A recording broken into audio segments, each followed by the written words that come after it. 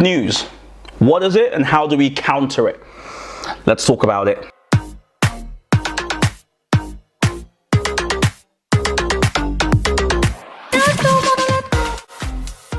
Today we're talking about fake news, and of course it's impossible to say that term without thinking of you know who.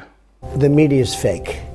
The media is really the word, I think one of the greatest of all terms I've come up with is fake. I guess other people have used it perhaps over the years, but I've never noticed it. Go ahead. Since you are attacking our news organization, not you. Can you give us a chance? Your organization is attacking terrible. Our news can you give us a question? Don't be rude. No, I'm not going to give you a question. I'm not going to give you a question. Can you stay categorical? You are fake news. That I called the fake news the enemy of the people. The fake news. I want to ask you, sir. I'm changing it from fake news, though. Doesn't that undermine? Very fake news. Yes, it's virtually impossible to talk about that term without talking about the man who made it popular. But you know, many would say that fake news actually goes back before Trump, and it's beyond Trump. It's much larger than Trump.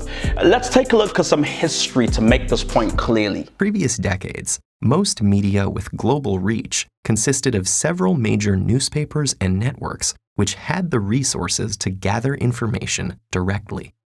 Outlets like Reuters and the Associated Press that aggregate or re-report stories were relatively rare compared to today. The speed with which information spreads now has created the ideal conditions for a phenomenon known as circular reporting. This is when publication A publishes misinformation, publication B reprints it, and publication A then cites B as the source for the information. It's also considered a form of circular reporting when multiple publications report on the same initial piece of false information, which then appears to another author as having been verified by multiple sources.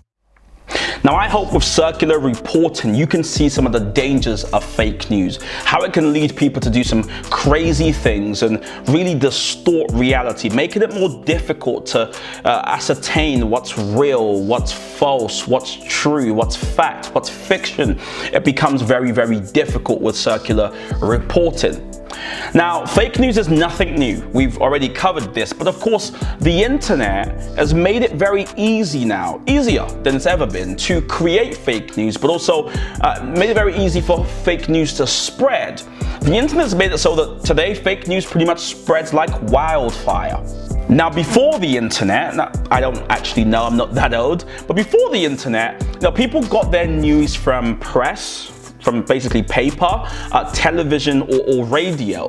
And because there was such a few number of sources, every single source had this incentive to be as credible and as reputable as possible. So you just didn't get much fake news at all.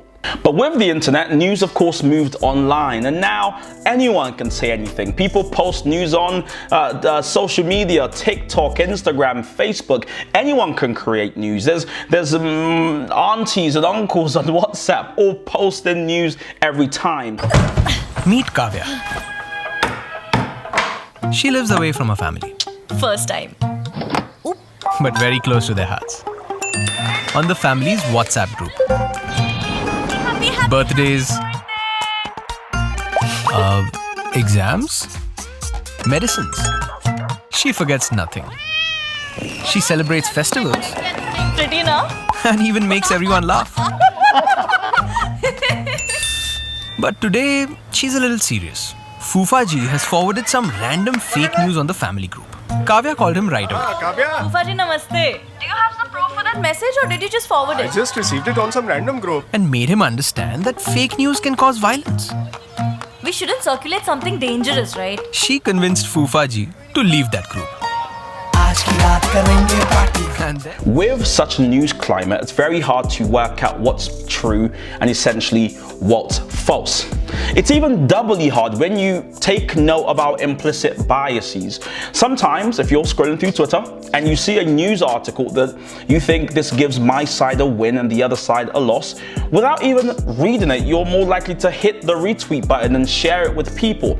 I mean, you can see how dangerous that is, how we sometimes forward on news that's not really true on WhatsApp chains, or we just share things that we think, is consistent with what we believe, and therefore we think it must be shared. That's obviously a very dangerous place to be. Now, some studies have shown that 75% of people don't know how to spot fake news. That means when someone's scrolling on the Instagram and they see news that's fake, they don't even know how to start assessing whether it's real or it's a lie. They just don't have the apparatus. This is, of course, very sad.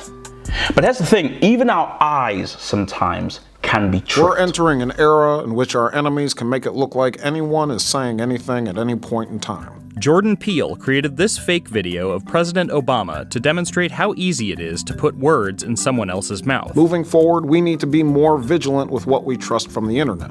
Not everyone bought it, but the technology behind such frauds is rapidly improving, even as worries increase about their potential for harm. This is your blue. I mean, how eerie was that video? I think in part it proves why it's so important to be conscious and to be a critical consumer. But before we go into how to work out what fake news is, it's very important to also clear up what fake news isn't. Fake news isn't opinion-based. And I know this is how it's been used in popular discourse. You know, when someone said something you don't agree with, you say that's fake news. That's not quite what we're talking about here. For instance, when someone says that Mike doesn't have the best pasta bake in the whole of North England, now, I think that's actually false, right? I think that's not true. But that's not fake news. That's just opinion. That's people sharing what they think about things. You can't just call somebody who disagrees with you fake news, because that's not actually what fake news is. Fake news is when stories or hoaxes are created deliberately to misinform or to deceive people. And so it's up to you then to be critical about what you see online. And one of the ways you can do this is by using something we call the C.R.A.P method. Now, before you type a comment, I'm not saying crap as in, swear. It's an acronym, C.R.A.P. The C stands for current. So when you see a news story, the first thing you must wonder is this a current news story? Is it 6 years old? Now, if it's that old, chances are the quotes or the data or the stats in the writing may actually be out of date. It may be wrong. In fact, some news outlets now go as far as to tell you when an article is old, just to help you understand that, hey, everything in here may not be true anymore. The second thing, the R, is it reputable? So what you can do when you go on a news site is to open up a new tab and just explore that organization, that institution. Is it reputable? Do people trust it? Does it seem legit, so to speak? The third thing is author, A. And that's to work out who wrote this article. Find out the person who wrote it, who's the article attributed to. Do they have other articles they've written? Do they have any verifiable credentials online? Do they even have a social media presence? Things like this can help you work out if this thing is true. Now, the last thing is purpose or point of view. And that's really for you to ask, is this piece of content, is it trying to tell me something? Is it trying to sell me something? Are they writing to persuade? Are they writing to inform? What exactly are they trying to tell me, and how should I think about this information? Once you go through that, you can really work out if something you're reading is crap or not. Because if it's crap, it's not worth your time, and it actually may be fake news. Folks, we live in a digital and information age.